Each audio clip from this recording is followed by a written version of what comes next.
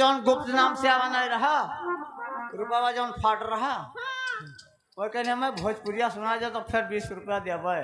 और नहीं ऐसा 8 चक्कर बढ़ेबे रुपया ना देवे। हाँ देखिए एक बात और है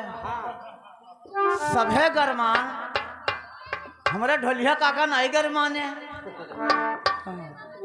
और काका ना जाए तो हम काकिस जाम ले आए 100 रुपया चाहे इनके हिस्सों से मेरा कटाई दे काका के दे हो जइहा जजाल गइल ओ छोड़ी के हम के